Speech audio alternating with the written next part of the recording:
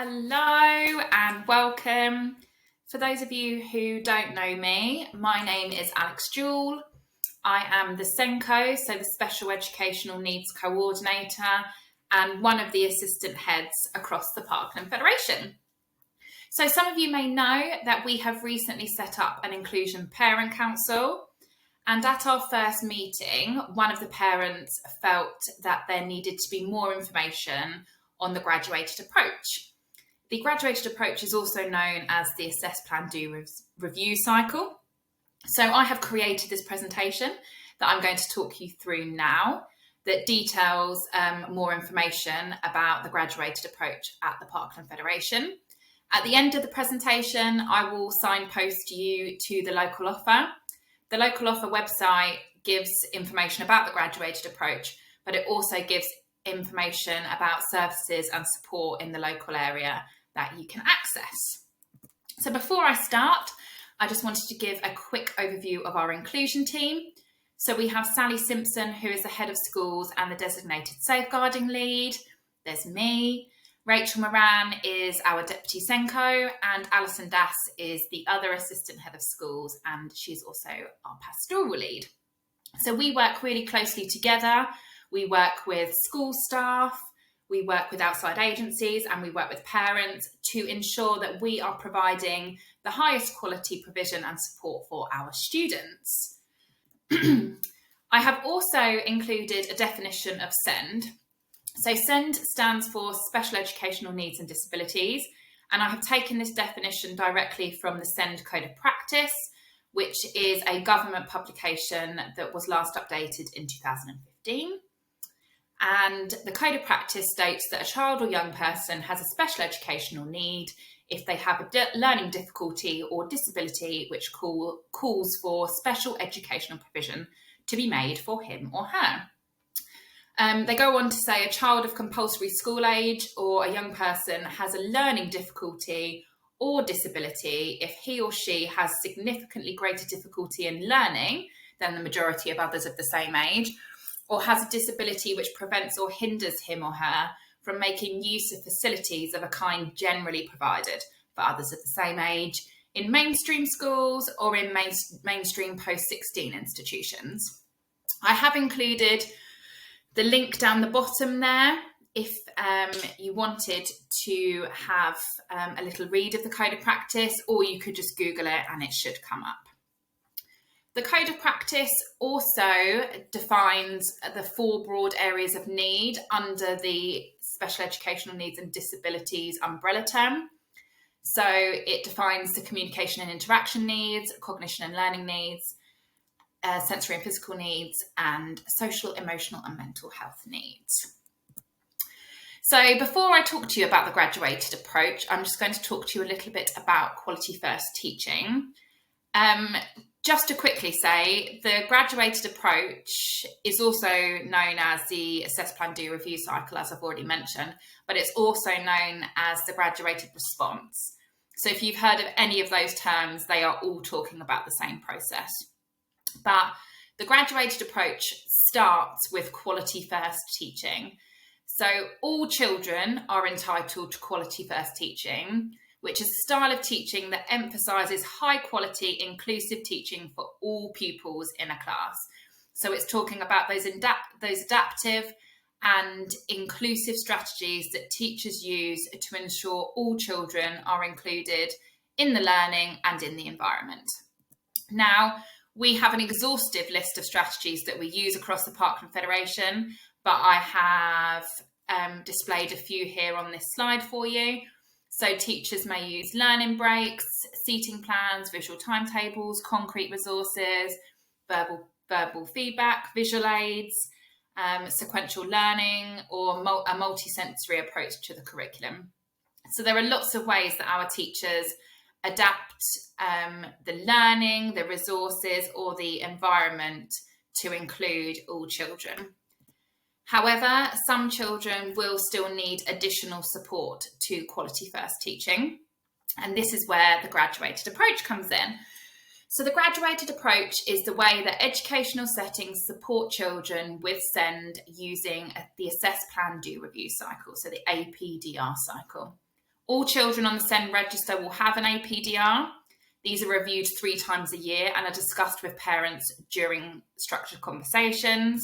And then the assess plan do review forms are sent home, so parents have a record of the targets that their child is working towards, but also the provision that's in place. So I've just put some visual representations of the graduated approach on your screen. If we just look at this one, for example, all pupils, as I said earlier, are entitled to quality first teaching, which is represented here by that universal support.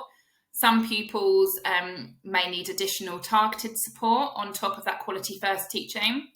If they are still not making the expected or desired progress, they may need some specialist support. And if they are still not making that progress, then highly specialised support may need to be put in place for a child. That is for very few pupils, and that's at the point that we would start thinking about EHCPs if one was not in place already. Whereas the targeted and specialist support will usually be implemented through a school-based plan. I will talk a little bit more later on about additional needs plans, which are another one of our school-based plans, and EHCPs, educational health and care plans. So let's have a little think about the assess plan do review cycle. So on the screen, you may recognise the assess plan do review form. This is not a real child. I have created this for Donald Duck, just so I can explain the different parts of the process and the different parts of this sheet for you. So the assess plan do review cycles run 3 times a year, and they run for 2 terms. So one cycle runs for term 6 and term 1, and then we review. The next cycle will be terms 2 and 3, and then we review. And then it's 4 and 5, and then we review, and then we're back to 6 and 1. So it runs on a yearly cycle, and there are 3 cycles within a year. And each cycle starts with an assessment. So this is the point that we are thinking about the current situation and the child. So this box might include teacher observations or descriptions of the child. If a child has a diagnosis, it would be detailed in this box. Teacher assessments, so their academic assessments of reading, writing, maths should be in there. Any other assessments that the child may have completed, information from outside agencies if relevant, and information from parents. So there are lots of different places that the teacher can get their assessment information from, and it just provides us with a holistic overview of that child and where they are in their journey. And then using this, teachers will work with parents in structured conversations to mutually agree some targets. So most of the time we would be looking at about 3 targets. Some children might have a 4th. It depends on the child and it depends on the target. But they will be discussed together, and then they will be agreed. The targets should be measurable and achievable. We want the child to make progress. We want to put that support in place so that they can achieve, and this needs to be reflected in those targets. So once the targets have been agreed, the teacher will assess the child based on those targets. So the teacher will provide a baseline assessment. And you're probably wondering, well, what do those numbers mean? What do they represent? So on this slide, I have displayed the key, which shows you what the numbers mean. So 0 means that they are never showing any evidence of meeting that target. 1 to 3, they're rarely showing evidence. 4 to 6, they sometimes show evidence that they're meeting it. 7 to 9 is often, and 10 is always.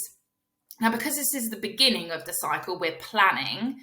The support hasn't been put in place yet, and the work hasn't happened yet. So you would not be expecting those higher numbers at this point.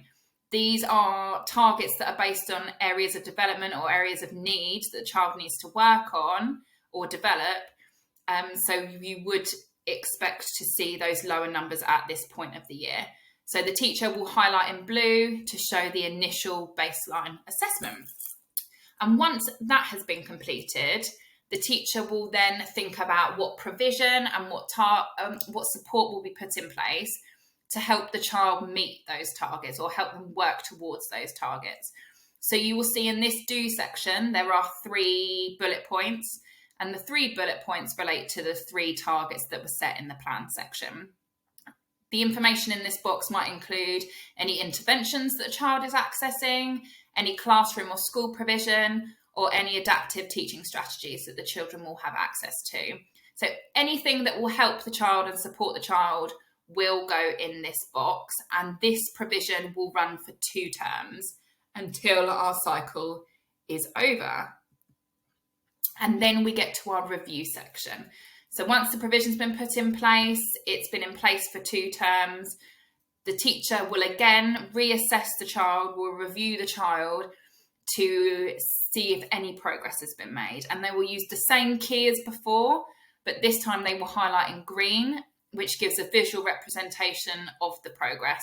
So you'll see, for example, for target 1 for Donald, the target was to be able to maintain attention for 3 minutes during a teaching input. He was originally assessed as a 2, so he rarely was able to do that. But at the end of the cycle, he was assessed as a 9, so often he was able to maintain attention for 3 minutes. So that's showing good progress. And again, the same will be done for 2 and for 3. So each of the targets will be assessed at the end, which makes up our review section. The APDR forms will also show you the provision that's put in place during the school day for your child, so that you know what they are accessing whilst they're at school. So after the review's taken place, we think about next steps. So if the expected progress is consistently being made, it might be that we choose to just monitor the child.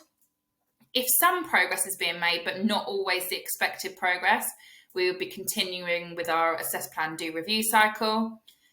If limited progress is being made over more than 1 review, then the child would be referred back to me, and we would be thinking about what additional support, what other next steps we need to be putting in place to further support that child. And it's at this point that we were thinking about an additional needs plan. So an additional needs plan is still a school-based plan, and it is reviewed at least 3 times a year in an AMP review. So these are separate to structured conversations. It follows the same assess, plan, do review format, but this plan is in a lot more detail. It's a lot more comprehensive, and it provides short and long-term targets.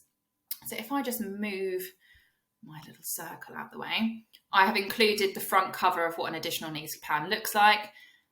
Donald wouldn't normally be there. That would be a photo of the child, their details, and then a date of when the plan started and dates of reviews. So the assess part of the additional needs plan has different components. So we would include the child or young person's details, any agencies or services that are involved with the child, and then the child would have the opportunity to give their voice. So depending on age, depending on needs, we might ask the children these questions or give them these statements and then fill in their responses. Or we have a visual pupil voice resource in school that we might use with a child, and then we would snip their responses into their AMP. But either way, we would be wanting to get their voice. There's an opportunity for parents and carers to give their voice, and they can, provide information for each statement and for each question on their hopes and how they would like their child to be helped, etc. The school provides their view, so usually this is the teacher who knows them best, or maybe a learning support assistant. And then there is space for any other professionals who work with the child to give their voice. Section 2 is where we detail any background information. So it might be home circumstances, who they live with, previous educational settings, interventions or support that's already been put in place, just anything that is relevant to that child that people working with the child would need to know. And the last section of the assess part is about presenting needs. So this is sorted into the 4 broad areas of need that I talked about earlier. And under each broad area of need, we would detail any needs that the child has in relation to that broad area of need. So under communication and interaction, we would detail any communication and interaction needs that that child has. We use the SEND matrix, which is an East Sussex document, which again you can find online if you Google it, as a reference tool to help us fill out those sections under the broad areas of need. And the last box is all about the data. So any teacher assessment, any assessments or test scores, attendance, progress, anything to do with data will go in that box. And all of those sections are just for the assess part of the cycle. So as you can see, it's in a lot more detail than the assess plan do reviews.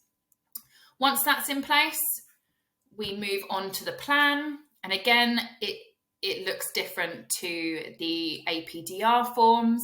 There are short-term targets and there are long-term targets. And the timescales are also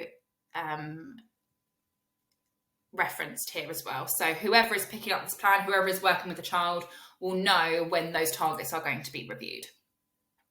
Once the targets have been agreed, the do section will be filled out. And again, as with the APDRs, this is where we detail what provision, what resources, what support will be put in place for the children to meet those short-term targets. We don't necessarily have long-term targets in here. It's usually just the short-term ones, but it depends on what point of the year that those long-term targets might become more of a focus. Now, the review is also different from the APDRs. So it doesn't use a numbered system, it uses a colour-coded system. So if one of the short-term targets is highlighted in green, that means they have met the target. If it's highlighted in yellow, they're partially meeting that target. And if it's highlighted in red, they have not met that target. So we would use that colour coding system to rewrite the targets or to tweak or to make the targets more specific for the next AMP. And there's also a section at the end, section 5, which is where we would put the notes from the AMP review, so the minutes from that meeting, and which is when we would discuss the progress, whether it's good progress or limited progress, and then what the next steps and the further actions will be.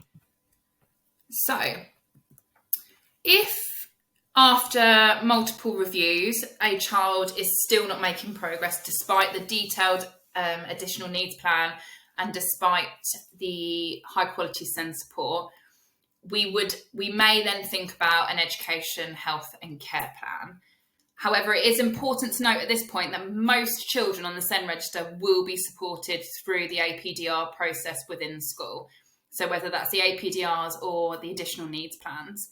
However, a small minority of children who have maybe greater needs or more complex needs may not be making the desired or expected progress, and therefore it may be felt that an educational health and care needs assessment needs to be requested. So parents or educational settings can request a needs assessment for an EHCP. So an EHCP is a legal document. So the APDRs and the AMPs are school-based plans. An EHCP is requested and assessed and issued through the local authority. So it does follow the same sort of layout in terms of it includes the child or young person's needs, the outcomes for that child, so the desired outcomes, the provision that needs to be put in place, and it also details the most appropriate educational setting for that child. But it is a statutory legal document and it is not something that the school can write. So I have included on this slide a very, very brief timeline of applying for an EHCP which starts with a request for a statutory assessment. So like I said, parents can request and educational settings can request, and the request is submitted with evidence to the local authority. By week 6 of that request being received, the evidence and the request will be discussed and presented at a panel. And this is called Stage 1 panel. And different professionals, so they might be educational psychologists, they might be occupational therapists, there might be representatives from the local authority, it might be school staff. Different people will look at the evidence that's been provided and decide whether they think that a child should be assessed or whether they should not be assessed. If they agree to assess, professionals may come and observe or assess the child, and outside agencies may be contacted to provide further information. Schools will be contacted to provide further information, and so will parents. So they are spending some time gathering information ready for the second panel. So Stage 2 panel happens by week 16, which is measured from when the initial request was put in. So it's always measured from that request. So at Stage 2 panel, again, they will review the evidence that has just been collected, and they will discuss whether the evidence supports the fact that a child needs an EHCP or not. Again, they can say no at this point, but they can also agree to issue. So if they agree to issue, a draft EHCP will be written by an assessment and planning officer, and a co-production meeting will take place, which includes various different people, including the assessment and planning officer, parents, school, etc. And during this meeting, those in attendance will go through the EHCP and will either request amendments, may want to clarify some information, or will agree to the information. And then amendments are made. And by week 20, so 20 weeks after that first initial request for statutory assessment, the final EHCP will be issued. So applying for an EHCP has to go through 2 panels, and the people on the panels are not known to the child. So they will just be going on the evidence that's provided. Now, this is a really, really brief overview of the process. So this is the point that I'm going to say. If you want more information on EHCPs, Education, Health and Care Plans, the local offer has a lot of information. You can read it, or they now have a new feature where it can be read to you. And as I said earlier, the local offer page also has more information on the graduated approach too. So that is the end of my presentation. If you have any concerns or worries about your child, please talk to your child's class teacher. If you have any questions or queries about this presentation, feel free to contact me. I'm more than happy to give you any more information. But I would really, really recommend looking at the local offer website, because there's a lot of information on there that hopefully you will find useful. Thank you for listening.